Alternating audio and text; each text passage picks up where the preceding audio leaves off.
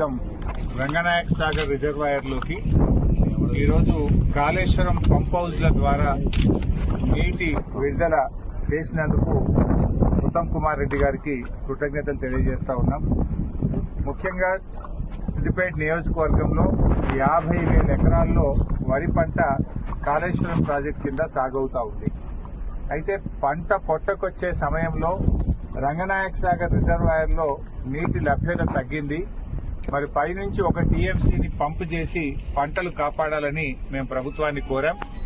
దానిపైన స్పందించి ఈరోజు అనంతగిరి రిజర్వాయర్ నుంచి 1 టీఎంసీ నీళ్లను రంగనాయక సాగర్ రిజర్వాయర్లోకి పంపు చేస్తున్నందుకు మరి మా లేఖపై స్పందించినందుకు ఉత్తమ్ కుమార్ రెడ్డి గారికి ధన్యవాదాలు తెలియజేస్తూ ఈరోజు ఒక విషయంలో ప్రభుత్వం కళ్ళు తెరవాలి.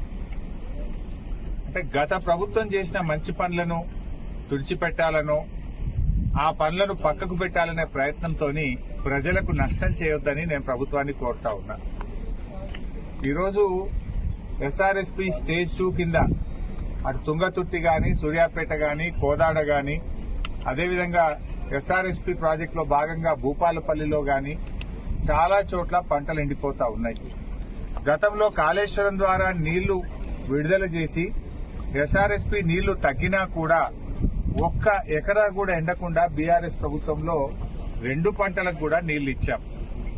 ఇలా కాళేశ్వరం ప్రాజెక్ట్ అంటే 3 బ్యారేజీలు, 15 రిజర్వాయర్లు, 19 సబ్స్టేషన్లు, 20 కిలోమీటర్ల గ్రావిటీ కెనాలు, 98 కిలోమీటర్ల ప్రెషర్ మెయిన్ పైప్ లైను, 530 మీటర్ల ఎత్తు లిఫ్టు, 141 టీఎంసీల రిజర్వాయర్ల సామర్థ్యం. ఇదంతా కాళేశ్వరం. వీటన్నిటి సమాహారం కాళేశ్వరం ప్రాజెక్టు. వీటన్నింటిలో 15 రిజర్వాయర్లు బాగున్నాయి, 203 కిలోమీటర్ల టనల్ బాగుంది, 1531 కిలోమీటర్ల గ్రావిటీ కెనాల్ బాగుంది, 19 సబ్స్టేషన్లు 400 kV బాగున్నాయి, 21 పంపింగ్ హౌసెస్ అన్ని కూడా బాగున్నాయి, ప్రెషర్ మెయిన్ పైప్ లైన్లంతా బాగుంది, 3 బ్యారేజీల్లో 2 బ్యారేజీలు ఇంటాక్ట్ ఉన్నాయి. ఆ ఒక్క మేడిగడ్డ బ్యారేజీలో 7 బ్లాకులు ఉంటాయి.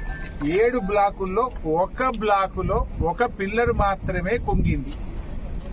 దీనికి మొత్తం కాళేశ్వరం కొట్టుకుపోయిందని, మునిగిపోయిందని గోరంతలు కొండంతలు చేసి దుష్ప్రచారం చేసి బీఆర్ఎస్ మీద బురద జల్లి రాజకీయంగా లబ్ధి పొందినారు.